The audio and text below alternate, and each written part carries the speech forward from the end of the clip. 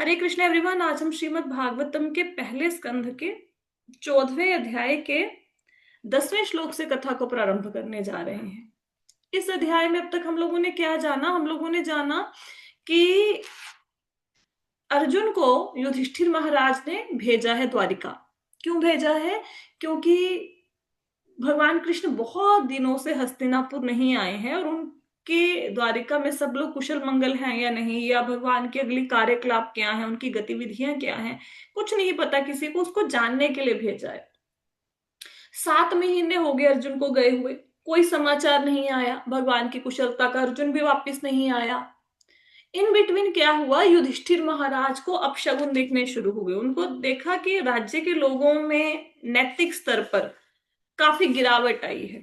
क्या गिरावट आई? उन्होंने देखा कि जो मित्र हैं उनके बीच में धोखाधड़ी हो गई है। माता पिता पुत्रों के बीच में छोटी छोटी बातों पे झगड़ा होता है। पति पत्नी में गलतफहमी पैदा हो जाती है। लोगों ने आजीविका कमाने के लिए, धन कमाने के लिए जी। गलत तरीके अपनाने शुरू कर दिए हैं।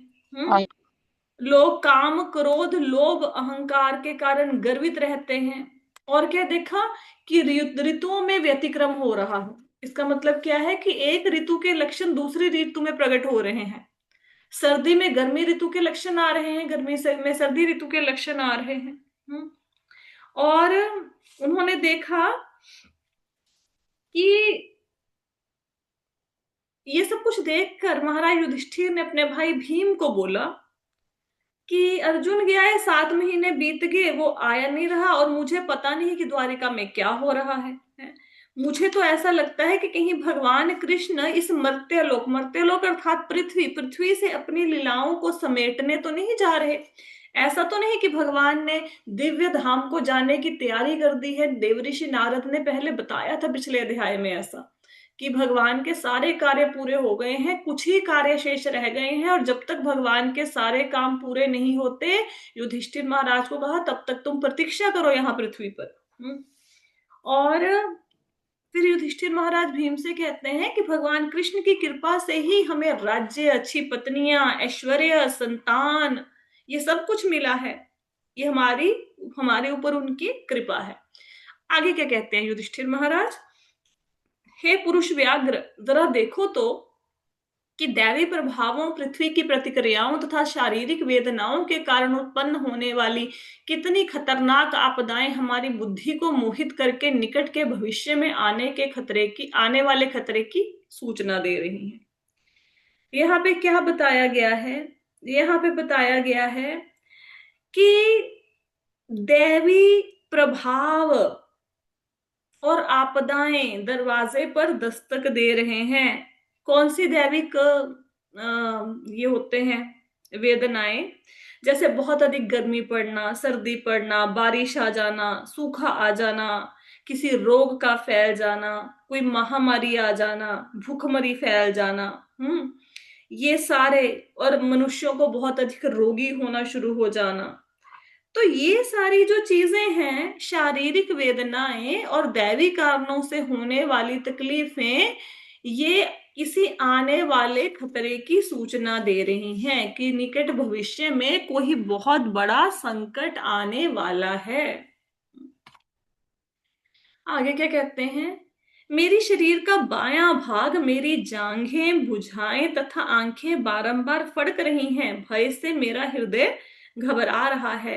ये सब अनिष्ट की घटना को सूचित करने वाले हैं। तो यहाँ पे क्या बताया? अगर शरीर का बायां भाग, लेफ्ट साइड, आंखें, भुजाएं, जांघें फड़कनी शुरू कर दें, इसका मतलब किसी अपशगुन के होने का डर रहता है, कोई बुरी घटना होने वाली है। तो युधिष्ठिर महाराज के आंखें, भुजाएं फड़क रही हैं बाएं भाग की। तो ये इस चीज को सूचित कर रही हैं कि कुछ ना कुछ अनिष्ट आने वाला है, कुछ ना कुछ बुरा घटित होने वाला है। तो युधिष्ठिर महाराज का हृदय डर के मारे धड़क रहा है जोर जोर से। ऐसा होता है ना कि भी हमें डर लगे, तुम्हारा हृदय कितनी जोर जोर से दिल धड़कना शुरू हो जाता है, धड़कन बढ़ जाती है। तो ऐसे युधिष्ठिर महाराज का हाल हो गया है। कहते, हे भीम जरा देखो तो यह सियारिन किस प्रकार उगते हुए सूर्य को देखकर रो रही है, अग्नि उगल रही है, और यह कुत्ता किस प्रकार निर्भय होकर मुझे पर भौंक रहा है। तो अगर सियार रोए सूरज को देखकर, तो उसका मतलब क्या होता है, कुछ अमंगल होने वाला है। कुत्ते नीडर होके युधिष्ठिर महाराज चक्रवर्ती सम्राट के ऊपर भौंक रहे हैं, मतलब कुछ अमंगल होने वाला है। जैसे जब दुर्योधन का जन्म हुआ तो सियारनिया सूर्य को देखकर उन्होंने रोना शुरू कर दिया। जब शिशुपाल का जन्म हुआ तो ऐसे ही लक्षण नजर आए। इससे क्या पता चलता है कि जो बालक हुआ है ये आपके लिए शुभ नहीं है। आगे क्या कहते हैं, हे भीमसेन, हे पुरुष व्याघ्र। पुरुष व्याघ्र का मतलब होता है कि जैसे मनुष्यों में बाघ के समान, जैसे कहते हैं ना शेर के समान, कोई मनुष्य ऐसे बाघ के समान। हे भीमसेन, हे पुरुष व्याघ्र, अब गाय जैसे उपयोगी पशु मेरी बाईं ओर से निकल रहे हैं, गधे जैसे निम्न पशु मेरी प्रदक्षिणा कर रहे हैं, घोड़े मुझे देखकर रोते हुए प्रतीत होते हैं। तो कुछ कुछ ऐसे लक्षण होते हैं, जैसे हम कहते हैं ना बिल्ली रास्ता काट जाए तो बुरा होता है, तो ऐसे ही अगर गायें जैसे पशु बाईं ओर से निकले तो अपशगुन का कारण है। गधे किसी की प्रदक्षिणा करें, किसी के चारों ओर घूमना शुरू कर दें, तो वो भी अमंगल का सूचक है। और घोड़े अगर देखकर रोना शुरू कर दें तो वो भी अमंगल का सूचक है। तो ये सारे अनहोनियां युधिष्ठिर महाराज के जीवन में होनी शुरू हो गई हैं, अमंगल के लक्षण प्रकट होने शुरू हो गए हैं। जरा देखो तो यह कबूतर मानो मृत्यु का दूत हो, उल्लुओं तथा उनका प्रतिद्वंदी कौए की चीखें मेरे हृदय को दहला रही हैं। ऐसा प्रतीत होता है मानो वे संपूर्ण ब्रह्मांड को शून्य बना देना चाहते हैं। तो कहते देखो तो कैसे उल्लू, कौए, कबूतर चीख रहे हैं, इतनी जोर से चीख रहे हैं कि हृदय दहल जाएगा। ऐसा लगता है वो चीख चीख कर सारे संसार को शून्य बना देना चाहते हैं, सारे संसार को अपनी चीखों से समाप्त कर देना चाहते हैं। आगे क्या कहते हैं, जरा देखो तो किस प्रकार धुआं आकाश को घेरे हुए है, ऐसा प्रतीत हो रहा है मानो पर्वत और पृथ्वी कांप रहे हों। बिना बादलों की यह गर्जना तो जरा सुनो, आकाश से गिरते वज्रपात को तो देखो। तो कहते कि ऐसा लग रहा है जैसे पृथ्वी कांप रही है, पर्वत कांप रहे हैं और आकाश में धुआं छाया हुआ है बिना अग्नि के, और बादल गरज रहे हैं। बारिश का मौसम नहीं है लेकिन ऐसे ही बादल गरज रहे हैं, और आकाश से उल्काएं गिर रही हैं, गैलेक्सीज गिर रही हैं आकाश से। वायु तेजी से बह रही है और वह सर्वत्र धूल बिखरा कर अंधेरा उत्पन्न कर रही है। बादल सर्वत्र रक्तिम आपदाओं की वर्षा कर रहे हैं। तो क्या कह रहे हैं कि वायु इतनी तेजी से चल रही है कि सब तरफ धुआं हो रहा है। आकाश से ऐसा लग रहा है जैसे बारिश पानी की नहीं, समझो कि रक्त की बारिश हो रही है, ऐसी आपदाएं दिख रही हैं। सूर्य की किरणें मंद पड़ रही हैं, तारे परस्पर भिड़ रहे प्रतीत होते हैं, भ्रमित जीव जलते हुए और रोते हुए प्रतीत होते हैं। तो सूर्य की जो किरणें हैं ऐसा लग रहा है कि वो धीमी हो गई हैं। तारे ऐसा लग रहा है देख के कि आपस में लड़ाई झगड़ा कर रहे हैं, और जीव ऐसा लग रहा है सबकी शक्लें देख के कि जैसे अप्रसन्न है, दुखी हैं और रोते हुए लगते हैं। नदियां, नाले, तालाब, जलाशय सभी मन के तथा मन सभी विक्षुब्ध हैं। घी से अग्नि नहीं जल रही, यह कैसा असामान्य समय है, आखिर क्या होने वाला है। तो जब भगवान कृष्ण प्रकट हुए थे तो सब जगह मंगल के सूचक थे। जैसे चैतन्य महाप्रभु प्रकट हुए थे तो उस समय भी मंगल का सूचक, मंगल के लक्षण प्रकट हो रहे थे। जैसे सब जगह पे ग्रहण लगा हुआ था तो हरे कृष्ण महामंत्र की ध्वनि सब जगह पे गूंज रही थी। तो शुभ घड़ी में उनका जन्म हुआ। तो जब भगवान प्रकट होते हैं तो सब नदियां, नाले, प्रकृति, आकाश, बादल सब खुश हो जाते हैं। और जब भगवान धराधाम से जाते हैं तो सबके मन क्या होते हैं, दुखी हो जाते हैं, विक्षुब्ध हो जाते हैं। तो कहते हैं नदियां, नाले, तालाब सबके मन विक्षुब्ध हैं, दुखी हैं, प्रसन्न नहीं है। घी डालने से भी अग्नि नहीं जल रही। तो कहते हैं मुझे समझ नहीं आ रहा कि क्या होने वाला है। बछड़े ना तो गायों के थनों को मुंह लगा रहे हैं, ना गायें दूध देती हैं, वे आंखों में आंसू भरे खड़ी खड़ी रंभा रही हैं, बैलों को चरगाहों में कोई प्रसन्नता नहीं हो रही। तो बछड़े क्या करते हैं, यदा कदा आके अपनी माता का दूध पीते हैं, लेकिन ऐसा समय आ गया कि बछड़ों ने माता के थनों को, गाय माता के थनों को पीना ही बंद कर दिया। और गायों ने दूध देना बंद कर दिया। भगवान कृष्ण थे तो गायों के थन दूध से भरे रहते थे, लेकिन भगवान कृष्ण नहीं है तो गायों ने दूध देना बंद कर दिया। और गायों की आंखों में आंसू है और खड़ी खड़ी रंभा रही हैं, आवाज निकाल रही हैं रंभाने की। बैल चरगाहों में है लेकिन घास नहीं चर रहे, उनको कोई खुशी नहीं मिल रही। मंदिर में अर्चा विग्रह रोते शोक करते तथा पसीजते प्रतीत हो रहे हैं। ऐसा लगता है कि वे प्रयाण करने वाले हैं। सारे नगर ग्राम कस्बे बगीचे खाने आश्रम अब सौंदर्य विहीन और समस्त आनंद से रहित हैं। मैं नहीं जानता हम पर किस तरह की विपत्तियां आने वाली हैं। तो कह रहे मंदिर में ऐसा लग रहा है कि जितने भी अर्चा विग्रह हैं वो रो रहे हैं, शोक कर रहे हैं। लग रहा है कि वो जाने वाले हैं, जैसे दुनिया से, दुनिया को छोड़ के देवी देवता अपने अपने लोक में जाने वाले हैं। कस्बे गांव पार्क उद्यान किसी में कोई मजा नहीं आ रहा। मुझे नहीं पता कहते कि हमारे ऊपर क्या मुसीबत आने वाली है। मैं सोचता हूं अब खुद ही आंसर दे रहे हैं इस श्लोक में। पहले तो अमंगल के सारे भीमसेन को बताया ना कि मैं क्यों अप्रसन्न हूं, क्यों मैं दुखी हूं, मुझे क्या क्या मंगल के कारण दिख रहे हैं। अब बता रहे हैं, अपनी बातों का खुद ही उत्तर दे रहे हैं। मैं सोचता हूं कि पृथ्वी की ये सारी उथल पुथल विषय के सौभाग्य की किसी बहुत बड़ी हानि को सूचित करने वाली है। संसार भाग्यशाली था, उस पर भगवान के चरण कमलों के पद चिन्ह अंकित हुए, किंतु ये लक्षण अब सूचित कर रहे हैं कि अब आगे ऐसा नहीं रह पाएगा। तो कहते हैं कि जितने अमंगल के लक्षण हैं ये क्या सूचित कर रहे हैं कि दुनिया में कोई बहुत बड़ी हानि होने वाली है। मुझे ऐसा लगता है कि भगवान जब चलते थे धरती पर तो उनके पैरों में जो शुभ चिन्ह है, अंकुश वज्र कमल का फूल, इन सब के जो निशान हैं वो सब धरती पर पड़ते थे, लेकिन अभी वो धरती पर नहीं पड़ेंगे। कहने का मतलब है भगवान कृष्ण अब दिव्य धाम को जाने वाले हैं, वो धरती पर नहीं रहेंगे। पर उनको ये नहीं पता कि वो जा चुके हैं दिव्य धाम को, ये युधिष्ठिर महाराज को पता नहीं है। हे ब्राह्मण शौनक, जब युधिष्ठिर महाराज उस समय इन अशुभ लक्षणों को देख रहे थे और मन में इस प्रकार सोच रहे थे, तो तभी अर्जुन यदुओं की पूरी द्वारिका से वापस आ गए। अभी युधिष्ठिर महाराज इतनी बातें कर ही रहे हैं भीमसेन से कि मुझे अमंगल के लक्षण दिख रहे हैं, मुझे लगता है हो सकता है भगवान कृष्ण धराधाम से प्रस्थान कर रहे हैं। इतने में वहां पे अर्जुन आ गए। कहाँ गए हुए थे? द्वारिका। कितनी देर से गए हुए थे? 7 महीनों से। जब उसने राजा के चरणों में नमन किया तो राजा ने देखा कि उसकी निराशा अभूतपूर्व थी। उसका सिर नीचे झुका था और कमल नेत्रों में आंसू झर रहे थे।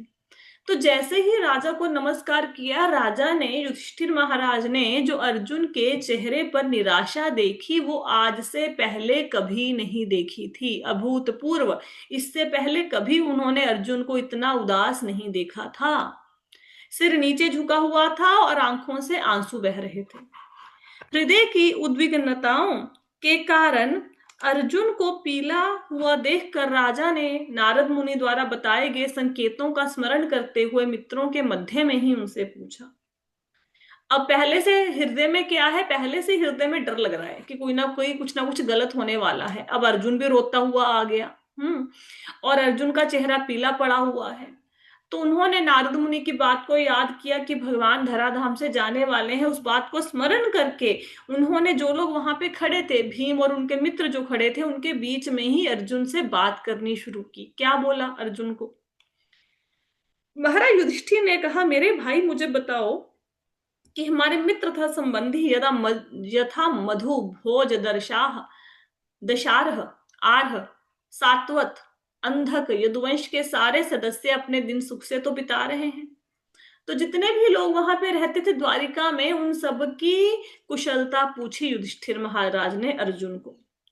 मेरा आदरणीय नाना शूरसेन प्रसन्न तो हैं, तथा मेरे मामा वसुदेव और उनके छोटे भाई ठीक से तो हैं।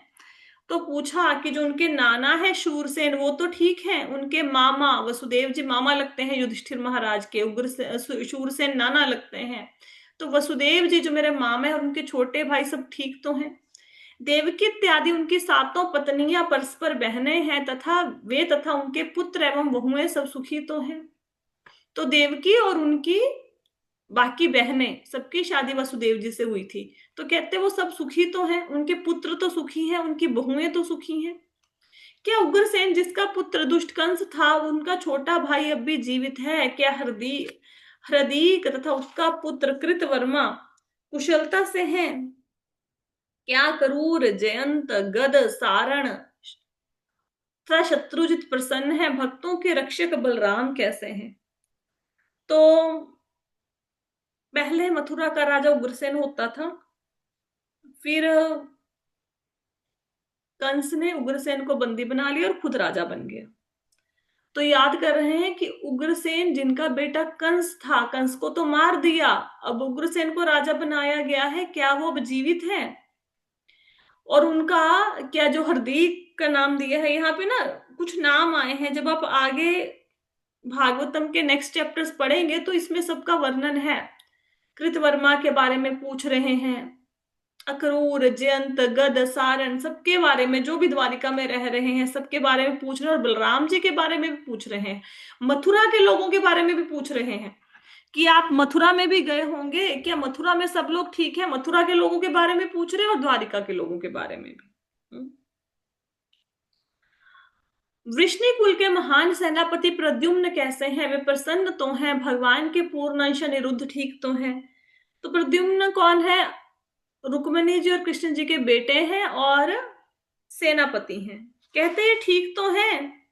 और जो अनिरुद्ध हैं भगवान के बेटे, क्या वो ठीक है? श्री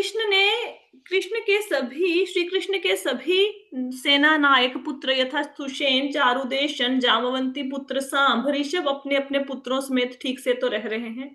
अब सारे पुत्रों के नाम तो नहीं लिए जा सकते, क्योंकि भगवान की 16,108 रानियां थी, सबके 10-10 बेटे थे, उनके आगे 10-10 बेटे थे, उनके बेटों के आगे 10-10 बेटे, तो सबके नाम नहीं लिए। जो मेन उनके जो मतलब मुख्य जो है परिवार के लोग, उनके नाम लेके, उनके पुत्रों के जैसे सांब सुषेण इत्यादि के नाम लेके पूछ रहे हैं, क्या वो ठीक है? इसके अतिरिक्त श्रुतदेव उद्धव और अन्य नंद सुनंद और अन्य मुक्त आत्माओं के नायक जो भगवान के नित्य संगी हैं, भगवान कृष्ण बलराम तथा कृष्ण द्वारा सुरक्षित तो हैं। वे सब अपना कार्य ठीक से चला रहे हैं ना? वे जो हमसे नित्य मैत्री पाश में बंधे हैं, हमारी कुशलता के बारे में पूछते तो हैं।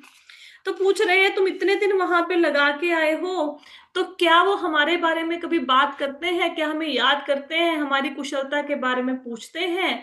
और भगवान के जो नित्य संगी जैसे उद्धव जी हैं, नंद सुनंद हैं, क्या वो भगवान कृष्ण और बलराम जी के द्वारा सुरक्षित तो हैं? ये पूछ रहे हैं। भगवान कृष्ण के बारे में नहीं पूछ रहे, क्योंकि वो तो भगवान है, वो तो कुशल ही होंगे। पूर्ण पुरुषोत्तम भगवान श्री कृष्ण जो गायों इंद्रियों ब्राह्मणों को अत्यंत आनंद प्रदान करने वाले हैं और अपने भक्तों के प्रति अत्यंत वत्सल हैं, अपने मित्रों सहित द्वारकापुरी के पवित्र सभा का भोग तो कर रहे हैं।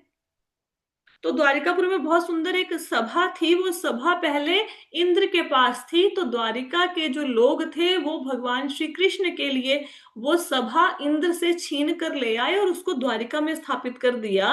तो पूछ रहे हैं कि क्या वो भगवान जो गायों ब्राह्मणों और भक्तों के प्रति अत्यंत दयालु हैं, क्या वो अपनी सभा का भोग कर रहे हैं द्वारिका में? परम भोक्ता आदि भगवान तथा मूल भगवान अर्थात बलराम यदुवंश रूपी सागर में समस्त ब्रह्मांडों के कल्याण सुरक्षा उन्नति के लिए निवास कर रहे हैं, और सभी यदुवंशी भगवान की भुजाओं द्वारा सुरक्षित रहकर वैकुंठ वासियों की तरह जीवन का आनंद उठा रहे हैं।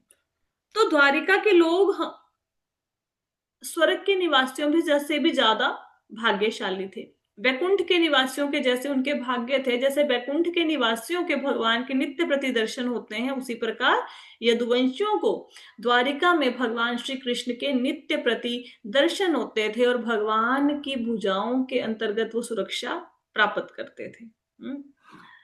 तो कह रहे हैं कि जो बलराम जी हैं, बलराम जी क्या कर रहे हैं?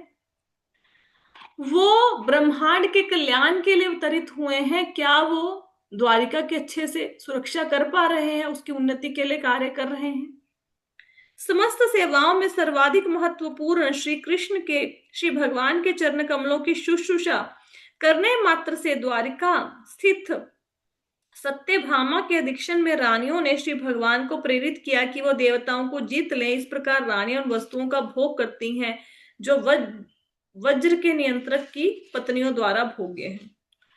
तो सत्यभामा कौन थी? भगवान की पटरानियां थी, जामवंती, रुक्मणी और सत्यभामा। तो तीन मेन पटरानियां थी, इनमें से सत्यभामा एक थी। तो एक बार भगवान श्री कृष्ण इंद्रलोक गए, वहां पे सत्यभामा को भी साथ में ले गए। तो सत्यभामा का स्वागत वहां पे देवताओं की माता जो है अदिति, उन्होंने किया। वो सत्यभामा से बहुत प्रसन्न हुई और उनको आशीर्वाद दिया कि जब तक सत्यभामा रहेंगी धरती पर वो हमेशा तरुणी बनी रहेंगी, हमेशा उनको बुढ़ापा नहीं आएगा, जवान बनी रहेंगी। और उनको जो स्वर्ग के लोग जिन चीजों का भोग करते हैं वो सारी चीजें माता अदिति ने, देवताओं की माता ने सत्यभामा को दिखाई। तो वहां पे पारिजात नाम का फूल था, सत्यभामा को अच्छा लगा। तो सत्यभामा ने इच्छा की भगवान से द्वारिका आने के बाद कि जो पारिजात फूल है वो फूलों को उनके आंगन में लगा दिया जाए, उसके महल में। तो भगवान श्री कृष्ण ने क्या किया? भगवान श्री कृष्ण इंद्र से पारिजात का पुष्प ले आए। इंद्र ने उनसे युद्ध किया लेकिन वो हार गया, तो इंद्र से वो पारिजात के पुष्प ले आए और लाकर वहां पे सत्यभामा के आंगन में लगा दिया। तो यहाँ पे बताया गया है कि वज्र के नियंत्रक की पत्नियां, वज्र का नियंत्रक कौन है? वज्र किसका हथियार है? इंद्र का। तो वज्र के नियंत्रक की पत्नियां मतलब इंद्र की पत्नियां जिन वस्तुओं का भोग करती हैं, भगवान श्री कृष्ण की कृपा से द्वारिका की रानियां उन्हीं वस्तुओं का भोग करती हैं और वो भगवान को प्रेरित करती हैं कि वो देवताओं को जीत कर वो वस्तुएं उनके लिए लेके आए। क्या वो रानियां ठीक ठाक रह रही हैं मथुरा द्वारिका में? ये पूछ रहे हैं। तो युधिष्ठिर महाराज सबसे पहले सबके कुशल क्षेम पूछ रहे हैं। इसके बाद क्या पूछेंगे? इसके बाद अर्जुन से पूछेंगे कि अर्जुन तुम इतने परेशान क्यों हो? तुम्हारी परेशानी का क्या कारण है? क्या गलती हो गई है तुमसे जिसके कारण तुम इतने उदास हो? ठीक है, लेकिन वो आगे वाले श्लोकों में चर्चा आएगी। आज तो क्लास का हमारे समय हो गया है। किसी को कोई प्रश्न है आज की क्लास में तो पूछ सकता है। नहीं है? ठीक है, तो आज की क्लास को यहीं पे विश्राम देते हैं। कल की क्लास में जानेंगे कि भगवान युधिष्ठिर महाराज ने अर्जुन से कैसे पूछा कि भाई तुम इतने परेशान क्यों हो, और फिर अर्जुन ने क्या उत्तर दिया। तो आज की क्लास को यहीं पे विश्राम लेते हैं। श्रीमद् भागवतम की जय, श्रील प्रभुपाद की जय। हरे कृष्णा।